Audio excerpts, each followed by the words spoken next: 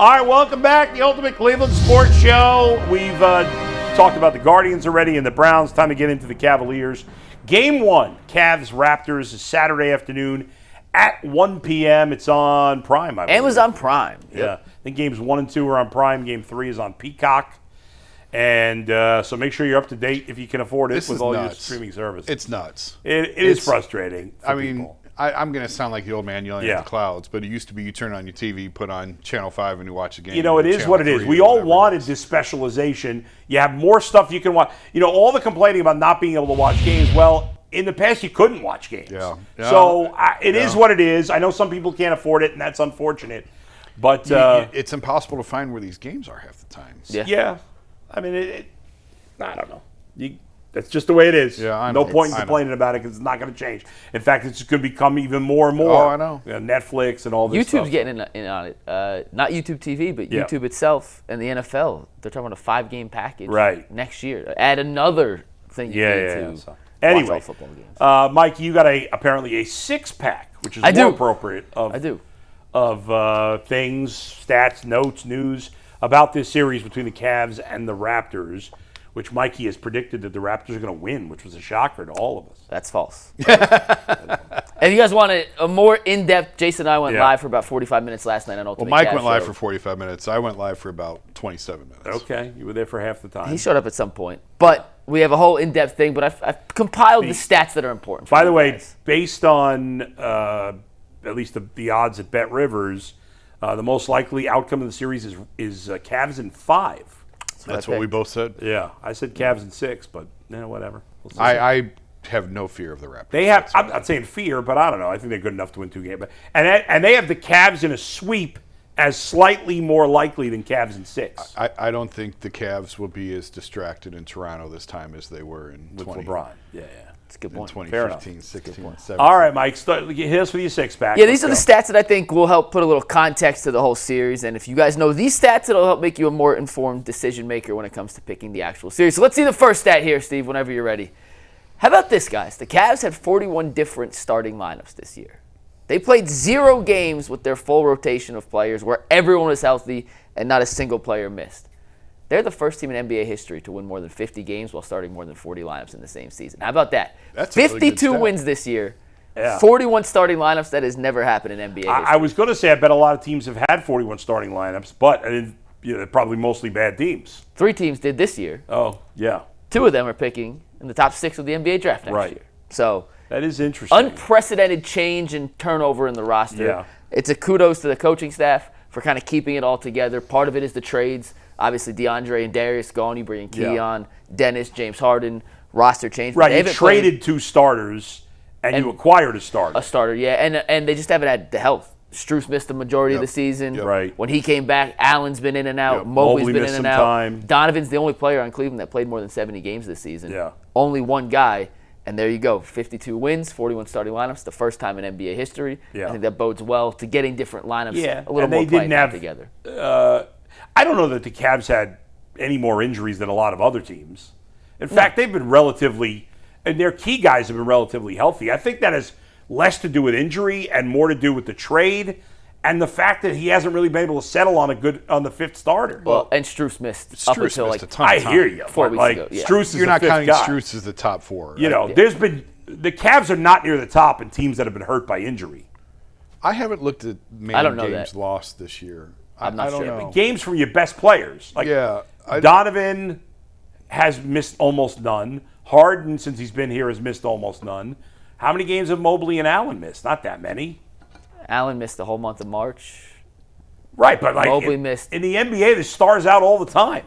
I'm just saying, like you asked how many they missed. You're probably both right. They're probably not in the top 3 or 5 teams of star players being hurt, but they have dealt with their shit. Sure. This is a team that's all. This team's been hurt for 4 years. It's the motto of the Cavs. But either way, however you want to slice and dice it, they have not had a single game in the regular season where they had the entire arsenal of their rotation. So 52 wins, 41 starting lineups, good place to start.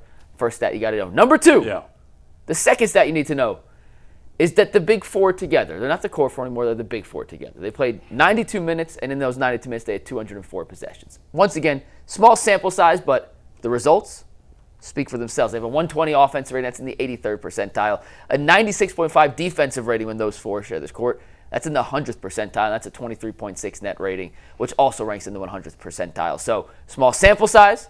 How it translates to the playoffs, we will see. But the early returns on the Harden, Mitchell, Mobley, Allen lineups have been stellar. I give no credibility to those stats. No offense. Why? Because it's 91 minutes. 92, get it right. I mean, I know that they're good together, but like, who did those 92 minutes against? Were they against the, I don't know, some schleppy team? Most of them. I hear you. Yeah. And I can't say you're totally wrong, but those numbers are. They're great. Yeah. And they are and they're overwhelmingly not, great. I could say they have meaning because I assume that will carry on if they had played more. But it's such a small sample size, and we don't know who it's against. So they're four extremely talented players. Yeah, this isn't like two bench guys. You know what I mean? Right. Like, so I think it's if anything, to me, it's a foreshadowing of what's to come. Yeah. Okay, that's better. Yeah. Well, yesterday Mike was giving stats of like Dean Wade and other guys with those four. We're talking like 25 minutes, and those were in the 30s. Yeah, this is 92 I'm like, minutes. oh, come on now. That's why I gave you possessions instead of minutes. It's 204 possessions, which We all know Dean Wade's a bum. Come on, let's go. He's going to start whether you like it or not. He's going to start. He's going to start. So we both think he's going to be I the don't starting disagree that he's going to start. I'm just saying I don't like it because he is no good. He can't play. If he's not making shots, he will. You know he's not going to make shots. He's not going to take shots. If I had to make a bet, my bet would be he's not going to make shots. Yeah. But I'm just saying, if stiff. he's not making shots, he will be escorted off the floor. Yes. Yeah. I just don't think you win a championship with him as a starter. Well, I don't know that he would be necessarily your starter in the NBA championship. Finals. Yeah. But Just for right against now, I Toronto. don't think he should play in an NBA Finals. I mean, Channing Frye is the perfect example of this, where he played in that one series. He cooked the Raptors. Yeah. In the conference finals, and then he didn't play. Couldn't get on the floor against the Warriors. That's all. That's why matchup dependent. Matchup dependent. We say it all the time. He ain't Channing Frye. No, I'm not saying. I get But your there are point. certain guys that can play against certain teams and Yes. can't against the others. Toronto happens to be a good matchup. As far as we know, Dean Wade can't play in the playoffs because he's never done anything. All the evidence says that is 100% Yes. correct. Okay. All right, next stat. Stat number 3 in terms of the Toronto Raptors. We talked about this yesterday. We talked about this on the show last night. Toronto does not shoot the three at a high clip or with a high frequency. The only player that made more than 150 threes on the team this year for Toronto was Emmanuel Quickley, who, by the way, is dealing with a hamstring injury. I have a second stat coming off this. They only had 3 players on their entire team that shot over 40%. That was Jacoby Walter, Jamison Battle, and A.J. Lawson. 2 of those 3 will not play. They're end-of-the-bench guys that barely played more than 6-7 minutes in the game. A.J. Lawson was a G League guy, got called up late in the season. And this season, the Cavs are 18-19 when the other team has made more threes than them. So when the Cavs lose the three-point battle, they often lose the game. The issue is Toronto doesn't shoot nearly enough threes to consistently beat them from beyond the arc. And back to Quickley, he's their point guard. Back to Quickley. I like that. Quickly, back to Quickley. Yeah. He's their point guard dealing with a hamstring injury. That's not good. Against teams that finished in the top 10 of the net this year, Bull, which is the best teams in basketball, right? Yeah. The Raptors played 575 minutes with Emmanuel Quickley on the bench. They were outscored by 171 points in those 575 minutes. Quickley, I think he's going to play. Yeah. But hamstrings are finicky. Yeah. He will probably not be at 100%. This team without Quickley has no traditional point guard. Yeah. No one to set up the offense. Outscored by 171 points in 575 minutes against top 10 net rating teams, which, by the way, the Cavaliers are. He has to play. Even if he's dragging one leg up the floor, he has to play because it's the only way to keep the Cavs moderately honest defensively because they've got nobody else. That was your best one, Mike. You did waste 8 seconds telling us about some G League player that nobody gives a rat's ass about. But besides that, that was a very insightful number. Just wanted to make sure people understood. All right, let's get to the next one then. So we got 3 more. It's only halfway through the 6-pack.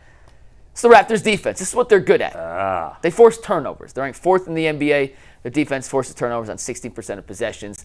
And they're really good at stopping other teams from getting out and running. They only allow 1.8 fast break points per game. That's also 4th in the NBA. In the half court... Wait a second. They force a turnover on 16% of possessions? Yeah. That seems extremely high. I can't believe that's why they're 4th in the league. In the NBA. I would have thought that'd be number 1. No, it's 4th in the NBA. Toronto, OKC is number 1 in that. Are they like 20%? Top of my head, like 16%. That's a lot. That's almost 1 out of every 5 possessions. Yeah. They force a turnover. They are very good at that. That's impressive. They have 4 guys. What are the Cavs?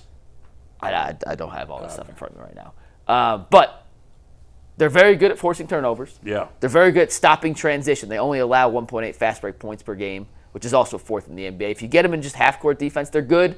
They have a 96.7 half-court defensive rating that ranks 11th in the NBA. Not as good. Good, not as good. So what you have to do, can't turn the ball over, right? You can't let Toronto, who wants to run, get out in transition. You can't allow Toronto to force those turnovers. Since the Harden trade, the Cavs rank 7th in the NBA in offensive turnover percentage, 13.1%. So can the Cavs? It's the 7th worst? No, 7th best. Oh, okay. Yeah. That's like the 7th best in the league in fewest turnovers. Okay. So you have a team that forces a lot of turnovers in Toronto versus a team that, since acquiring James Harden, does not commit many turnovers. If you're looking for one area where Toronto could get an edge, can they force the Cavs to speed up their offense? Can they force James Harden and Donovan Mitchell to make errant reads on the pick and roll? That is where Toronto could possibly have the advantage. But James Harden's been doing this for a long time, guys. The way he's playing point guard right now, the way Donovan Mitchell is operating within this offense, I still think it favors Cleveland, but that is where Toronto thrives defensively. All right. I like that one. That was a good one, Mike. All right. Jason, any thoughts on that one? I like how Bull is judging your judging my stats. He's gonna love the last one. You're gonna love the last. I thought that one was an impressive one. Were the Cavs bad at turnover percentage before Harden? Garland's a more turnover-prone point guard than James is. James has been really good at not turning. But were they bad or were they like middle of the pack? Still middle of the pack-ish. Toronto's only way to stay in the series is to get out and run off Cavs misses, right, and create turnovers. As he was saying, if they can quicken the pace, the Cavs are going to want to play slower. Toronto's going to want to play faster. If they can force turnovers, get easy transition buckets off turnovers, if they can get out and run off Cavs misses, that's their best shot at staying in the series. That's how they'll probably win their one game. Yeah. Doing that. They'll probably shoot. Or it'll be the one game where they make a bunch of threes at a real high rate in that one game. All right, last one, Mike. 2 more. You asked for a six-pack. I'm giving you a six-pack. Okay. Against top 10 teams this year, top 10 net rating, Toronto went 7-22. 3 of those top 10 net rating wins came against the Cleveland Cavaliers. Since the calendar flipped from 25 to 26, they won 26 games. 3 of those 26 came against top 10 net rating teams. And the Raptors' offensive rating against those top 10 net rating teams was 27th in the NBA. Let's get to the last one real quick because I know we're running out of time here. Oh. Surviving without you. Okay? I don't like rushing it. Well, we're up against a break. Yeah. The Cavs have to survive the minutes where Donovan's not in the game, right? We all know that. With Darius Garland. You see those numbers, Bull? Yep. With Darius Garland, this is in the last 3 postseasons combined. Yeah. The net differential between him being on the court and off the court is 21.8 in a negative fashion. They got absolutely slaughtered in the Darius Garland minutes in the last 3 postseasons. Part of the reason they made the trade. Yep. Get James Harden in, don't get slaughtered. There you go. All right, 5 teams in the NFL. Great stuff, Mike. Thank you. On the Cavs. Not really well done with those stats. Good insight on the series that we'll talk plenty more about later today and tomorrow. But when we come back, 5 teams have unveiled alternate jerseys. Who do we like the best? And we are the experts, especially Jason and me. That's next on the Ultimate Cleveland Sports.